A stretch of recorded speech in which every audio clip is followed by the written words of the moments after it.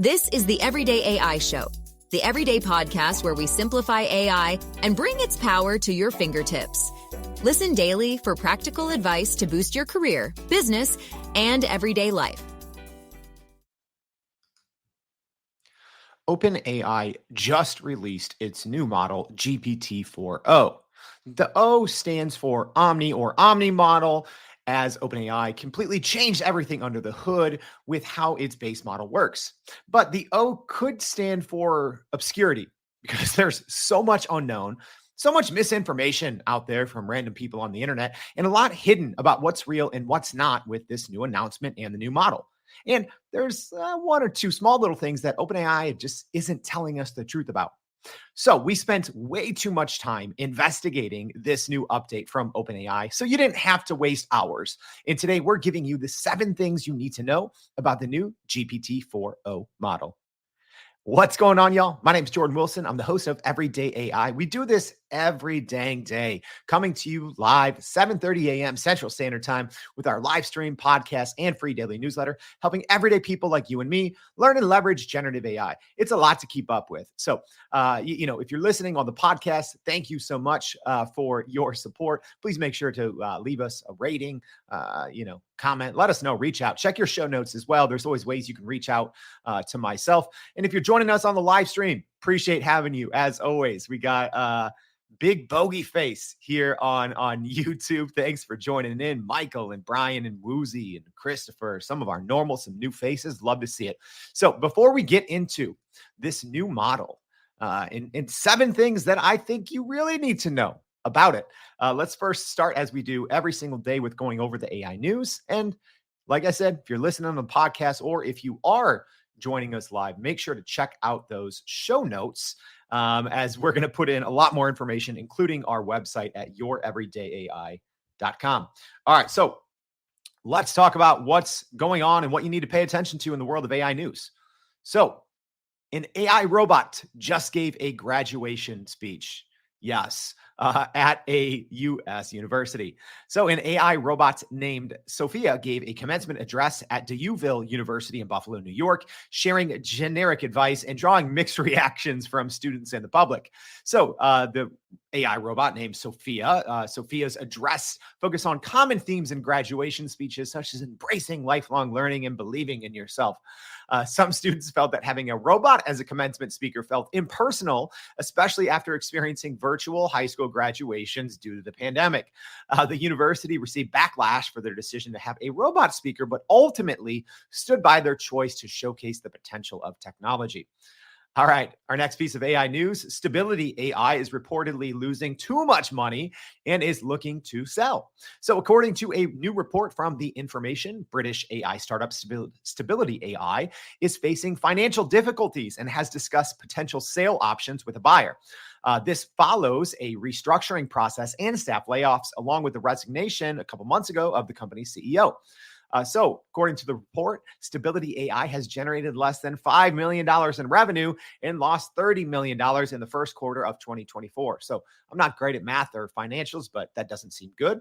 Also, reportedly, the company owes close to $100 million in outstanding bills to service providers. So that's a lot. But Stability AI may still have potential for success with its AI models for generating audio and video using text prompts. So someone might scoop them up. If you remember my predictions in 2023, I did say one of these companies was going to get acquired by a bigger company. So let's see if that holds true. All right, last but not least in AI news, the US and China finally met on AI. So US and Chinese officials recently held closed-door talks on the risks and management of AI technology, highlighting the tension between the two countries. Both sides expressed concerns and hopes about the potential of AI, but also acknowledge risks in areas such as surveillance and national security.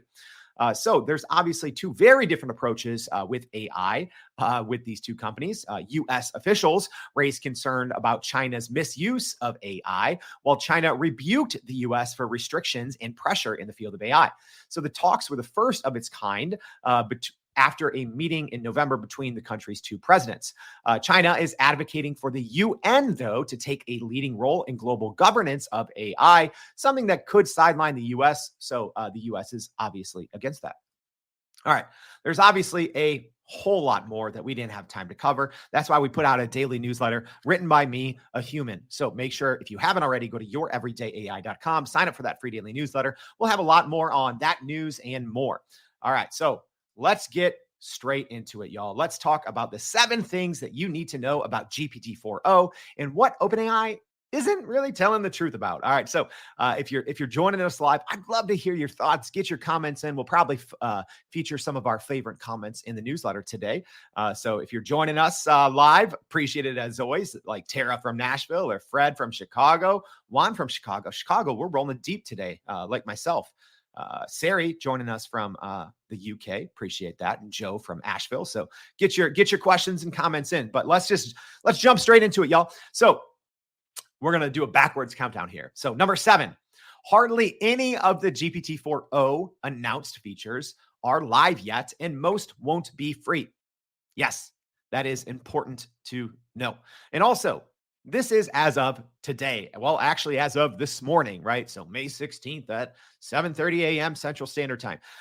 Because here's the thing. Obviously, these things change quickly, right? But there's just so much bad information out there. And I think OpenAI was a little ambiguous with some of the way that it announced things. And a lot of people are asking like my thoughts between, hey, what were your thoughts between how OpenAI announced everything versus how Google, announced everything at their I/O?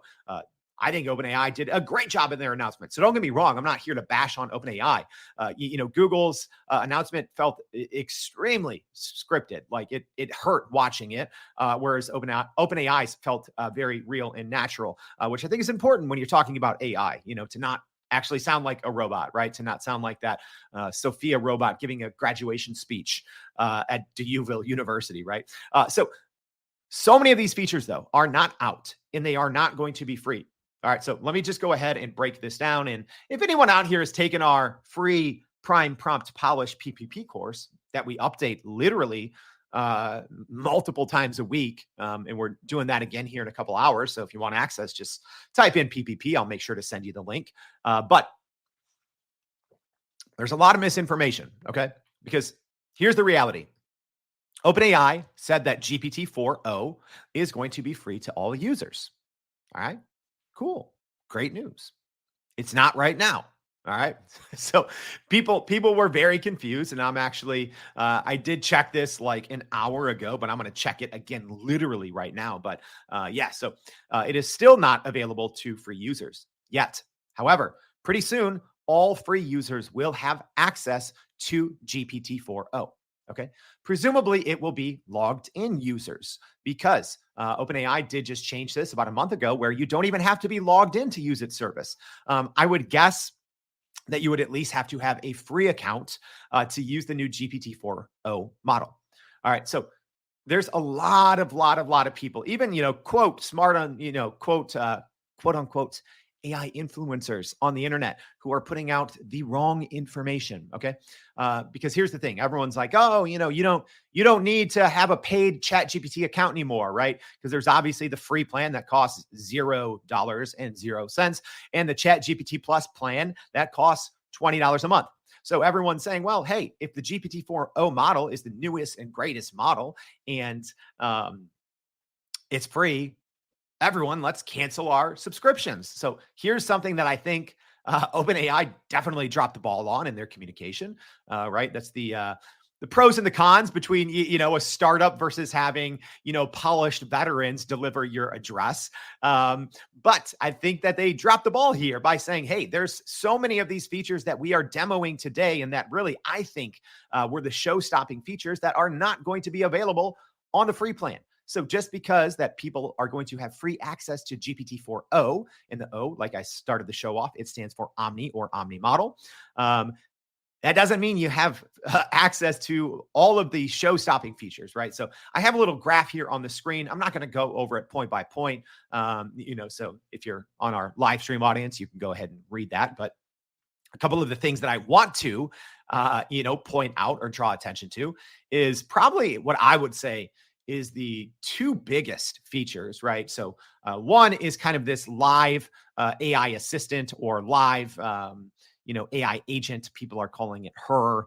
I'm calling it the live omnivision, right? So this is the feature that they demoed in almost all of their demos, but it is when you are talking to the app, presumably just right now on the iPhone, it can see and hear and process and talk to you in real time, right? So the demo, and we already showed this on the show, but was a student doing math, right? Math homework, and it could see it live, right? So this new live Omni assistant could see it live, talk to it. So the student could say, hey, I'm trying to connect, angle A and angle B here. Is this right? Right. So it can see, understand, and talk live. Free users do not have access to that, or at least they reportedly don't, right? Also, the other big feature, I think, is the desktop assistant, which is huge. It's actually out. People don't know this. There's a little sneaky way that you can install it. Not everyone has access to it right now, but there is this. There's a way you can install it. Maybe, I don't know. Should I? It's one of those random links on the internet. On the internet, live stream audience. Do you guys think I should share that in the newsletter today? Let me know. But the desktop agent will not be available to free users. All right, so I'd say two of the biggest reasons why people would want to use ChatGPT would be those two things, right? This live kind of agent or live assistant, that can see, hear, process, and you can communicate with in real time, not available to free users, and the ChatGPT desktop app, right? Which I think is amazing. So in one click or one keyboard stroke, you can literally share anything on your screen and talk is essentially an overlay on top of whatever you're working on and say, hey, you can talk or just click a keyboard command and say, hey, what's this? I need help with this. Help me finish this code. Help me finish this email, right? So all things you could technically do already in ChatGPT, but it saves you a lot of time, and being able to talk to the assistant is something I guess we didn't have before. So those are the two headlining features that changes the future of work. We had an entire episode about that, right? So those are the things that I think people are missing. And they're like, just cancel my ChatGPT subscription. It's like, all right, well, also do that at your own risk, because the last time that OpenAI had a huge rollout like this was in November of 2023. And guess what? Obviously, once they released it, their servers crashed. They couldn't keep the service up. So guess what happened? They stopped allowing new paid users, right? So, hey, if you want to go ahead and cancel your subscription, go ahead. But there's a chance that, I would actually find it very likely that this is going to crash once it's rolled out to everyone. And they may not take any more paid users for a couple of weeks or a month or two. So, if you want to cancel, do so at your own risk. All right. Yes, Juan, good question. Right now, the app and so the kind of smartphone AI assistant is only for iPhone right now. And the Mac app is only, the ChatGPT app right now is only for Mac. Again, that could change, but that was just what OpenAI said in the announcement. And it makes sense. Well, it makes sense and it doesn't, right? Because obviously Microsoft, maker of Windows, right, has reportedly invested $10 billion to $13 billion in OpenAI and has a 49% equity stake. So you'd think, OpenAI is going to make it accessible for all Windows devices. Not now. Reportedly, OpenAI is locked in to provide generative AI capabilities with Apple for Apple's new updates that they'll be announcing at their Worldwide Developer Conference here in about 3 weeks. So, at least right now, it's going to be Mac only or Apple only. All right. So yeah, Brian says no canceling here. Brian's ahead of me. He says it will be out for Windows later this year. All right. Yeah, I can't retain everything. I don't have a 2 million token memory. I read so much, I forget a lot. All right. So let's go on to number 6. All right. So number 6, you probably haven't seen some of GPT-4o's best features, right? So we just talked about the big ones, right? Which is what OpenAI spent so much time on, right? So the new model itself is so much faster. The API is half the cost. It's smarter. Whereas before they kind of essentially stitched three different modes together of the model, which caused latency. So now this Omni model, essentially, it can hear, see, talk, and do all these things in one model with lower latency, right? So that's huge. You have the this smart AI assistant, whatever it's going to be called, and the desktop app. I'd say those are the three big things. But some of the best things I don't even think OpenAI really talked about, if I'm being honest, right?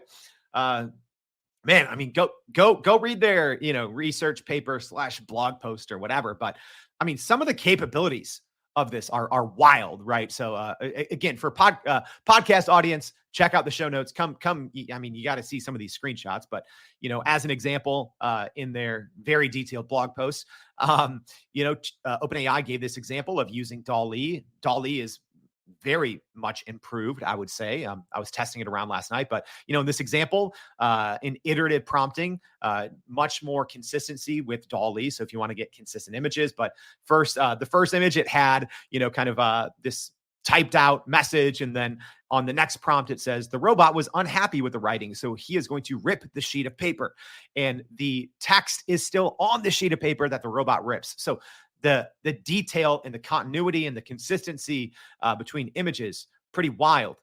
Here's another example. And I tried this exact prompt, right? You can go try the prompts if they're, on the base model. This is wild, right? So here we have a very decorative kind of journal, and you can, I tried this, I did this exact same prompt, and then I said, oh, change everything to rhyme with the word cap, right? And then it did it. But you almost have this very detailed journal with writing, right? With real words. The words don't always make sense. Kind of like me sometimes in the morning, but very impressive. Other things, I did this one last night. ChatGPT, I don't see anyone talking about this, can now create 3D files, which is pretty wild. I don't know a lot about 3D files. I just know they're like .stl files. I don't know. To me, STL means St. Louis, but apparently that's what 3D files are. So I literally said, using advanced data analysis, create a 3D STL file of a simple robot. Downloaded that, and then I loaded it into some 3D software, right? And working little 3D model, right? In 30 seconds, literally, between hitting the prompt, loading it into a program. You can get a model of working 3D model of anything in 30 seconds, right? I think that's a pretty big capability. Speaking of 3D, here's another one, right? We saw NVIDIA, announce this at GTC, like text to 3D. Hey, same exact thing going on right here. No one talked about this, but you have 3D object synthesis, being able to create and render 3D objects on the fly is wild. Being able to download that STL source code, wild. Y'all, there's so many capabilities that OpenAI didn't even get to. We just saw the shiny stuff, saw the sexy stuff, here's what this new model is capable of, the latency, it's so fast, listen to the emotion and the voice, the assistance, the desktop app. But man, the base model itself is so improved. Question from Douglas here said, to create consistent images in the updated DALL E, does one still need to index tag the images, as in give them number identifiers?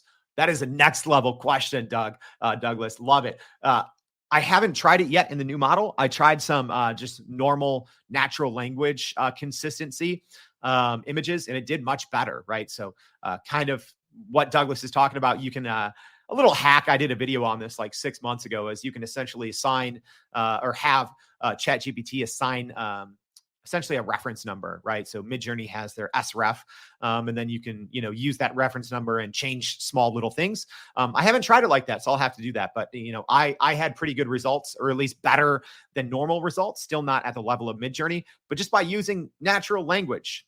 All right.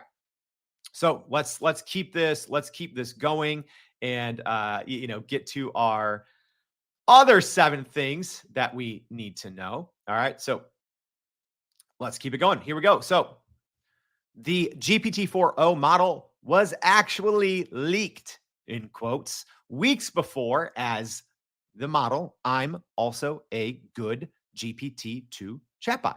All right, I have a misspelling there. It should say good. That's how you know I'm human, right? It's not an everyday AI last minute slide presentation without a typo or two. All right, so this was confirmed by multiple members of OpenAI as well as Sam Altman retweeted this. But here we go. So if you don't know what the chatbot arena is, don't worry, I'll tell you.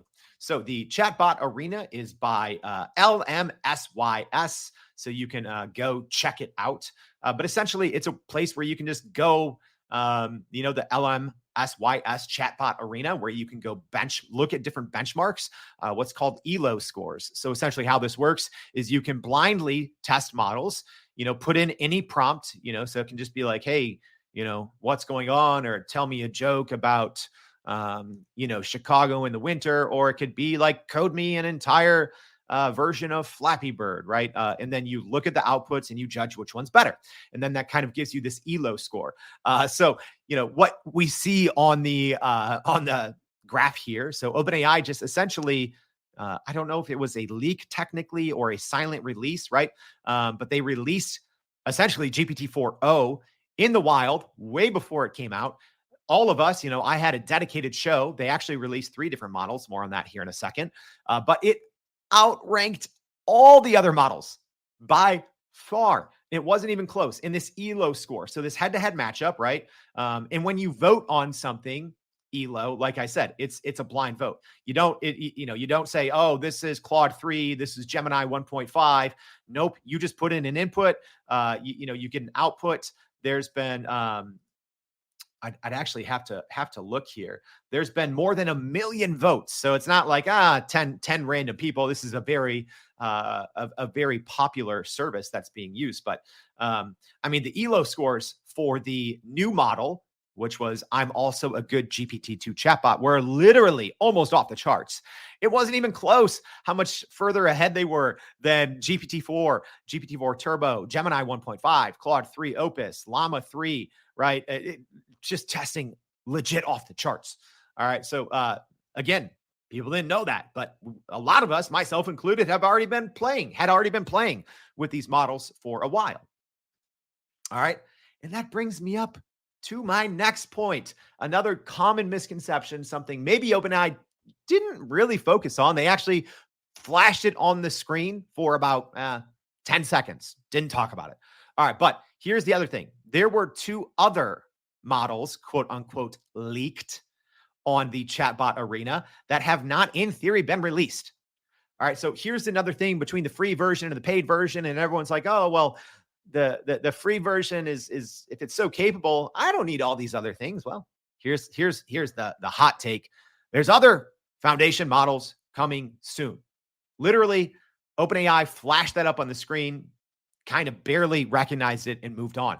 So yes, I would expect one of these 2 other models, which would either be I'm a good GPT-2 chatbot or GPT-2 chatbot, right? 3 different ones.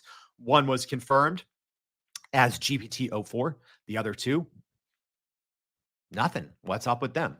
Well, I do believe that the paid version of ChatGPT Plus will be getting an update from one of these 2 models, right?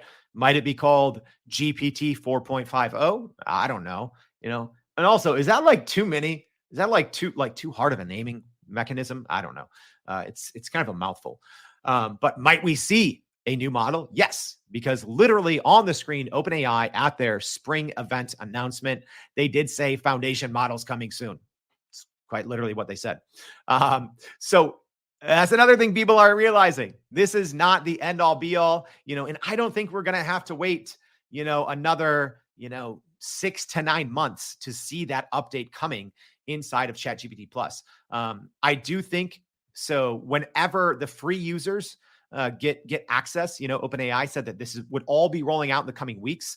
I see a period of maybe a couple of weeks to maybe a couple of months until they update the paid tier, that $20 a month ChatGPT Plus, to one of these other models. They're first going to, try to get everything going right with server, squash bugs, because this is a huge release. And then after that, I do believe they will be updating the kind of model for the paid version of ChatGPT Plus.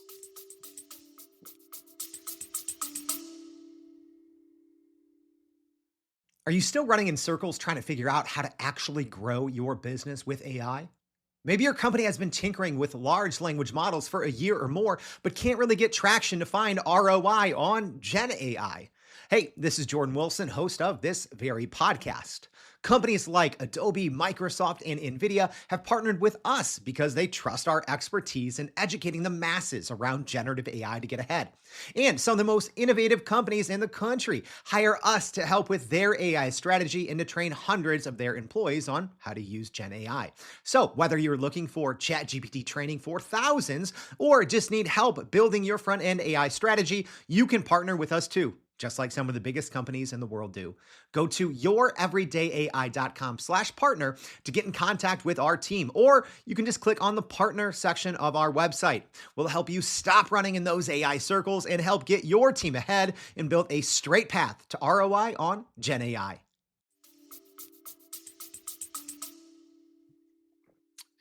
Yes, in the API, great point, Douglas, and in the playground, there's actually two different versions right now of GPT-4o.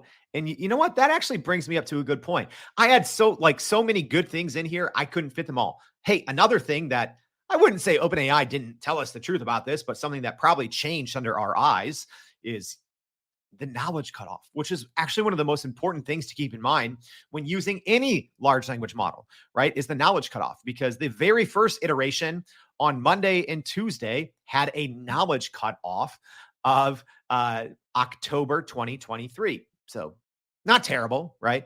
But not that great, right? But now there's different versions, and you can go in the playground, ask the exact same question to different models. I did the same thing. And it looks like the GPT-4o, that is the default version inside of ChatGPT, actually now has a knowledge cutoff of May. So it went back even further, because the original GPT-4 version had a knowledge cutoff of December 2023. So the knowledge cutoff is getting rolled back, which you might be like, why? Even for paid users? Yes, right now it is. But again, I think that's another nod to the fact that ChatGPT Plus paid users will be getting a much more up-to-date model, right? So that's another kind of update that happened under the hood, is technically everyone's ChatGPT got a little dumber recently, right? By losing that 4 months in knowledge cutoff and getting rolled back even more. So from, if you were using the best available model last week, the most up-to-date information was December 2023. Earlier this week, it was October 2023. Now it is May 2023. So now we're, a full year back in the future with the knowledge. However, I'm not as worried about that, because one of our other things that no one knows about, it's actually number one, is probably going to help with that. So yeah, like I said, here are the other, some of the other models. GPT-2 Chatbot was out in the wild. What's going to happen with that? We will see. So let's go to some other things that you maybe missed. Well, the UI UX was already updated, and it can be a little confusing if you don't know what's going on, but there are some new features kind of tucked into this new user interface and user experience. All right. So first and foremost, you do have a completely different layout. It is more, it feels more like a text message. So if you use iMessage, it really feels like that now. You have these little text bubbles almost, which we didn't really have before. Not a huge fan of this. Could this be a nod to the to future iMessage integration to get people kind of familiar and comfortable? Because you better believe that a big part, I think, of OpenAI going into partnership with Apple is they want Apple users who aren't ChatGPT users to feel more comfortable and to be attracted by its model, right? So I do think that's a subtle marketing UI UX nod to look and function a little more in theory like iMessage, right? One of the most popular messaging platforms in the world. So the UI UX is a little different there. It does have these more bubbles. I don't personally like it. It's a little indented. I don't know. Maybe I'm weird and pay too much attention to UI UX. Another thing is your settings are now in the upper right-hand corner versus the lower left-hand corner. I was actually doing a live 90-minute consult with someone the other day, and it literally changed in the middle of the consult. And I was trying to switch over from, one of our teams, ChatGPT Teams plan to ChatGPT Plus plan. And I'm like, where did my settings go? So yeah, now they're in the upper right-hand corner. And then in the bottom left-hand corner, now it just has the option to invite teammates if you're on the paid plan, the Teams plan. One other thing, a little thing in the UI UX, which is a new feature, which I'm a huge fan of, is you now have a drop-down mode selector. Okay, so again, we don't know if this is going to be available in the free version of GPT-4o or if this will only be a paid feature. I assume that it's only going to be a paid feature because right now the options are just GPT-4o, GPT-4, and GPT 3.5. Presumably, GPT 3.5 will be phasing out. So free users, in theory, would only have access to GPT 4o, I think. They might still have access to 3.5. I would assume they're going to get rid of it, but we don't know. But a great new feature for paid users, at least right now. You can go use it so you can run an output, as an example, in GPT-4o, switch down to GPT-4. You can run the same model, and then you can toggle between the two outputs left and right, right? So maybe you just want to learn because prompting changes, right? That's another thing people don't understand. In the same way, prompting inside of an AI image generating tool like Midjourney has changed a lot from version 3 to version 6.2, right?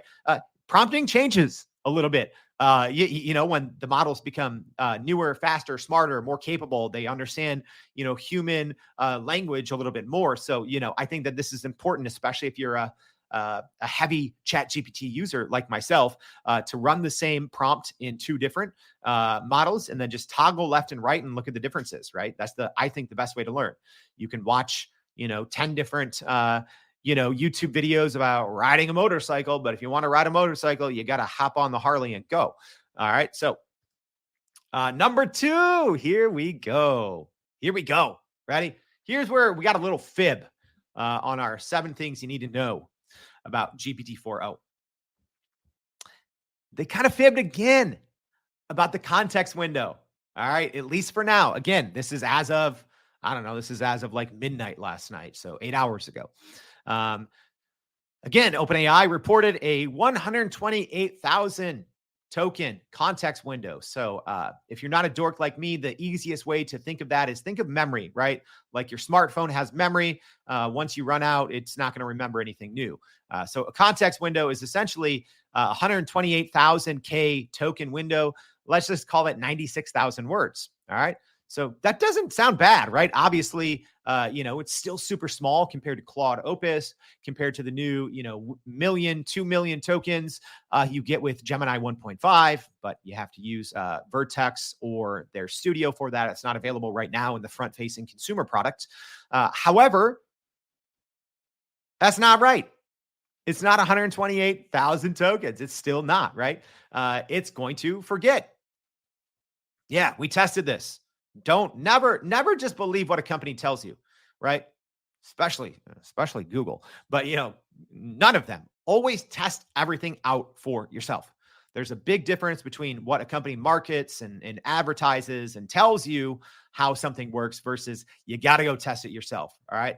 Here is a live exit. Well, not live. I don't do these things live because this would take like 15 minutes of stumbling through and pushing this. But so here we go. And I did this in different chats. Okay. So what I'm doing, and this is, I think, one of the biggest things that people get wrong about using large language models is not understanding a context window. So not understanding tokenization in the context window because it's going to forget things, right? So that's why when you're using a large language model, things might start off great and you're super happy with the results. And then you keep using it and then it just gets super dumb all of a sudden. And you're like, why is this thing not work? I think I broke this thing. It stinks. No, that's context window. So as an example here, I have a token counter. So for our podcast audience, I'm going to try to explain here. So I said simple things, and I did turn memory off, FYI, as you can see in the top there. So I said, my name is Jordan. I'm from Chicago. I like deep dish pizza. My favorite color is Carolina blue. I like the Chicago Bears, but they stink. Hey, maybe not this year. We got Caleb Williams now. All right. And you'll see the number of tokens. We're only at 200 tokens. So I just immediately quiz ChatGPT. I ask the questions. It gets it right. It says, your name's Jordan. You're from Chicago. You like deep dish pizza, blah, blah, blah. Right. All right. So then I push it. And again, each time I do this in a fresh chat, so it doesn't have memory of anything else. All right. So then essentially I put in a bunch of gibberish. I push the tokens to 30,000. Okay. And then I ask again. So again, I give it the information, put in 30,000 tokens of random information, a lot of back and forth conversation. I ask the same questions. What's my name? Where am I from? What kind of pizza do I like? What's my favorite color? Do I like the Bears? ChatGPT at 30,000 tokens gets it right. Your name is Jordan. You are from Chicago. You like deep dish pizza. Your favorite color is Carolina blue. You like the Chicago Bears, but think they stink. All right, cool. Who likes deep? Hey, don't. It's too early to fight, Douglas. It's deep dish pizza all day, not New York, not New York. Okay, Lisa here also with a good comment. Sorry, I'm getting distracted, but she says free model has ChatGPT and temporary chat with an upgrade to ChatGPT Plus. Yes, you still have a temporary chat option in the free version as of now. All right, back to this. So at 30,000 tokens, it remembers all of these things. So the context window at 30,000, it's confirmed, right? Always test stuff, y'all. But guess what happens when we push it just a little bit more to 35,000? All right. Again, fresh chat. I do all the same information. And then I say, what's my name? Where am I from? What kind of pizza do I like? And then it says, based on our conversation, here's what I know. Your name, not mentioned. Where you are from, not mentioned. What kind of pizza you like? Not mentioned. Your favorite color? Not mentioned. Do you like the Bears? Not mentioned. You haven't shared these details yet. Feel free to provide any of this information you'd like. Y'all, at 35,000 tokens, right? We didn't get to like 122, 125. So does ChatGPT actually have this, improved 128,000 token memory inside of ChatGPT? As of today, no, it does not. So little fib there, right? But it does have it in the API. All right. So if you're using a third-party tool, or if you are using the API, the playground, etc., it does. I'm sure OpenAI knows this. I've been squawking about it now for like 6 months because people have a misunderstanding of how the model works. That's a big difference, y'all. 32,000 tokens is not a ton. That's not a ton. You can go through that in, 10 to 15 minutes of heavy usage, right? And the biggest thing about using large language models, especially to grow your company, using it in your business, integrating it into your daily workflow, building GPTs, right? All of those things is knowing if it's remembering, right? Is it retaining all of this information? Or is it going to start hallucinating? So you have to understand this. And large language models, makers out there, can we please, I don't care if your context window is 2 million or 32,000. Get markers, right? We want to increase trust. We want to increase the explainability. We want to demystify the black box of generative AI. It's very simple to put in a context window, right? Markers. So, green, yellow, red, right? So you can scroll up, maybe the bottom 32,000 tokens are green. Maybe the 30 to 32 are yellow, and everything after 32,000 is red. That's not hard, right? But at least users then know, hey, all of this information I was sharing with ChatGPT earlier, that's very important for my output, is now out of the context window. So I know whether I'm writing a blog post or using this to send a pitch to a client, all of that information I was sharing is gone because sorry, y'all, humans were lazy. So we're not paying attention to that. So you dump in all this information, all this stuff's going well. So you blindly trust everything that's going on. And now all of a sudden it's spitting out, just like, a bunch of generic, vague, and maybe just lies. And you're not checking it because when you were checking it earlier, everything was good. All right. So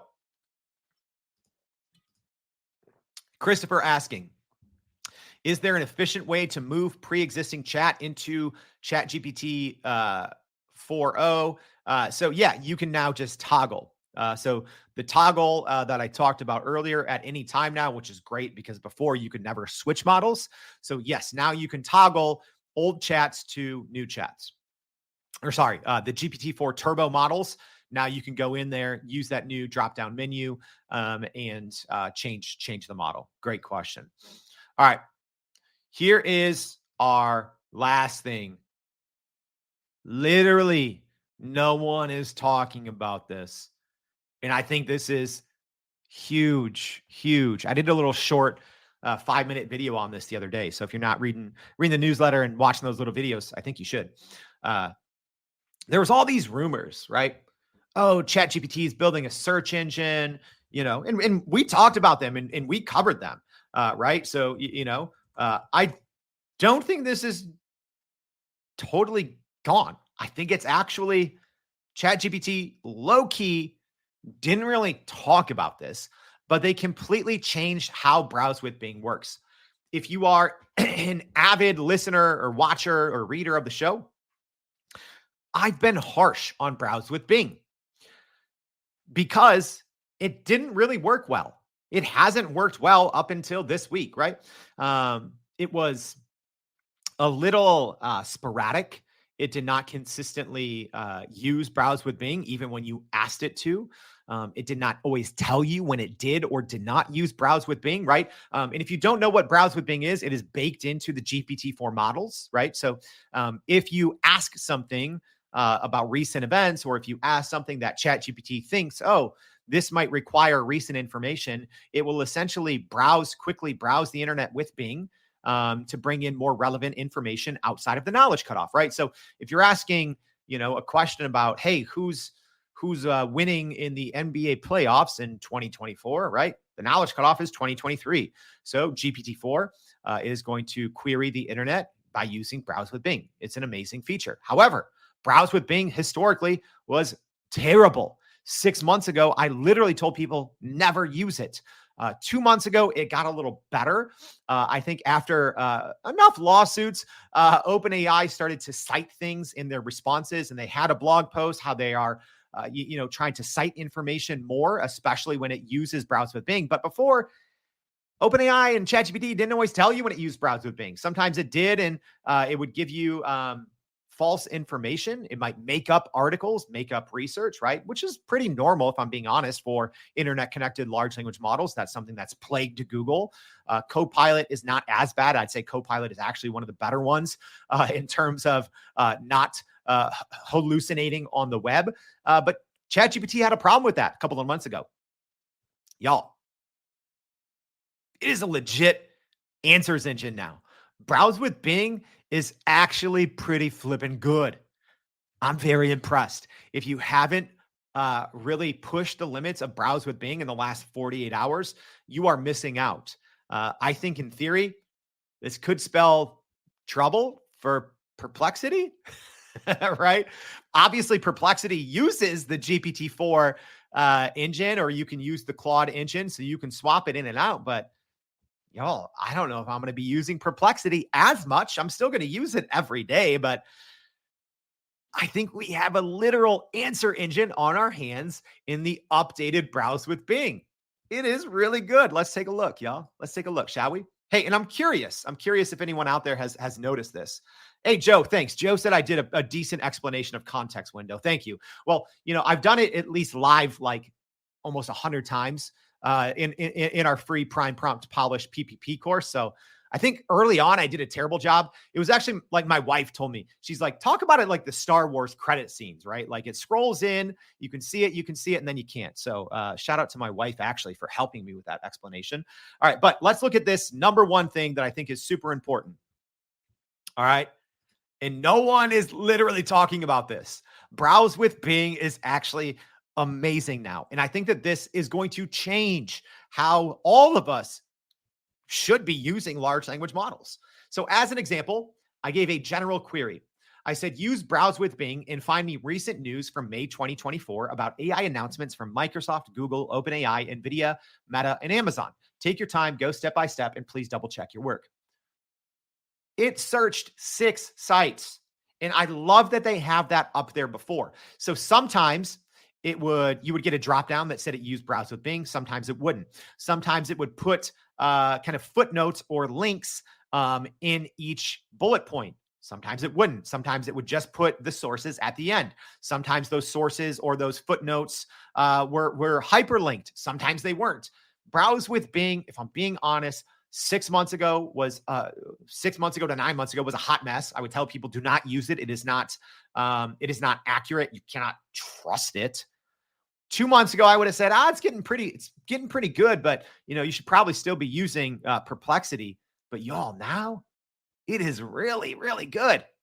It not only tells me at the top the different 6 sources, but then it also cites them in the content that it spits back. Pretty amazing. All right, let's look at one more thing. So in this example, I was a little more specific. I said essentially the exact same information, but I said use Browse with Bing, searching at least 10 different sources. And then at the end, I said include information and citations on all of them. And then guess what OpenAI and ChatGPT and Browse with Bing did? It searched 11 sites. Y'all, this is the future. This is the future of the internet. If I'm being honest, I don't think enough people know about this. If I was OpenAI, I would have spent at least 2 or 3 minutes talking specifically about this. Because not only, not that OpenAI needs to worry about market share from Perplexity. Perplexity is huge. I think Perplexity is going to be taking market share from Microsoft Bing and from Google and their new kind of AI search. But y'all, this is a killer feature. This changes how we should all be using. We teach in our free PPP Pro course about proper ways to prompt, proper ways in our new refined queue method, proper ways to fetch information from the internet and how you should call on that information and how you should put it into your context window. With this, it's huge. It is huge. You are literally combining the best of both worlds. You're combining the best of traditional search. You're combining the best of new AI search from things like Perplexity with the most capable GPT-4o model. Y'all, this is wild. Hey, you can still use Perplexity, like Kathy said. I don't have a problem with that. You can still use it. If I'm being honest, though, I ran these same prompts side by side probably about 5 to 10 times. It's not a scientific test. Y'all, GPT-4o was with Browse with Bing was faster. It was more accurate. It pulled information from those sources better. Y'all, I think some smart people over there at OpenAI saw the explosion of Perplexity, and they've put a lot of human power behind this and just didn't really talk about it, right? I do expect there to still be some sort of search announcement, some sort of answers engine announcement. Maybe when that ChatGPT Plus model does get upgraded at some point, kind of off, or it gets upgraded from the free GPT-4o model. I expect them. They have to be talking about this. This is one of the best features of any large language model out there.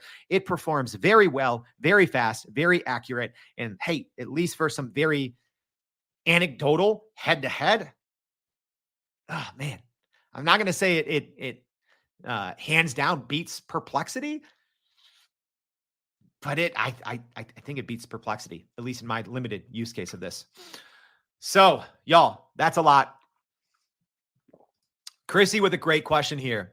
Do you ever specifically ask it to browse with Bing? Almost always. I would say whenever we're starting new expert chats, that's kind of what we teach people in Prime Prompt Polish. I'd say 95% of our new chats either start with a targeted browse with Bing call or working with a internet connected GPT to have it go to specific web pages. So that's the downside with Browse with Bing right now. You can't consistently get it to go to certain web pages that you want because it's essentially taking those keywords in your query and it's binging them. But with an internet connected GPT like WebReader, like VoxScript, like WebPilot, etc., you can visit specific URLs. That's another thing to mention too, differences between the free version and the paid version. Free version, you can use GPTs, but you cannot make them. So you still have to have that $20 a month ChatGPT Plus account to make custom versions of GPTs, but you can share them now with all your free users. All right, so that's a lot. I know this episode was a long one. Let's go and quickly recap the 7 things you need to know So if this is the too long didn't read version, ready? 7, hardly any of the GPT-4o announced features are live yet, and most won't be free. 6, you probably haven't seen some of GPT-4o's best features, and we'll be sharing about those in the newsletter. 5, the GPT-4o model was actually leaked, quote unquote, weeks before, as I'm also a good GPT-2 chatbot. 4, there were actually 2 other models that were quote unquote leaked in the chatbot arena that have not in theory been released, and we do expect the paid model to be released with one of those. 3, the UI UX was quietly updated with some new features that allow you to switch models. 2, ChatGPT kind of fibbed again about that whole 128K context window. At least as of today, it is still only 32,000 before ChatGPT starts to forget things. And then number 1, I think ChatGPT actually did build an answers engine with its under the hood updates to browse with Bing. I think it's amazing. I think you all are amazing for tuning in, for joining us live, growing together. You know what? I'm going to go ahead and try something. I want everyone, if you're live right now, drop a little bit about yourself. Go connect. Like, where are you from? What are you working on? We have such a great community here of people tuning in live to Everyday AI, like people who have met in the comments and started businesses together. So I normally don't do this because I like to keep comments kind of, on the topic, but go ahead, drop in. Who are, like, hey, you made it to the end of the show. And this is, when I'm on my own, I kind of ramble. Someone said you can only listen to Jordan on 2x, and even then it's still unbearable. But go ahead, drop who you are, where you're from, what are you working on, who you trying to connect with in the generative AI space. You're probably, if everyone does that right now, you're probably going to make a lot of good connections. All right. So thank you all for tuning in. If this was helpful, I hope it is. We spend literally so many countless hours putting together these episodes so you know the facts, right? Because if we're all using generative AI, especially to grow our companies, grow our careers, you have to know the actual accurate information from the misinformation, from people who don't know what they're talking about these things online. You have to be able to sort through the marketing fluff, through the reality of how all of these models work. Y'all, if we're using them to grow our business, someone's got to spend the time to investigate and talk about it. That's what we do. If you appreciate what we do, if you're listening on the podcast, please leave us a rating. You can leave us a 1-star if you want and say Jordan rambles on. But if you like it, leave us a 5-star rating. Also, if you're listening here on LinkedIn, if this was helpful, tag a friend, tag a coworker, repost this. But more than anything, please join us tomorrow and every day for more Everyday AI. Thanks, y'all. And that's a wrap for today's edition of Everyday AI. Thanks for joining us.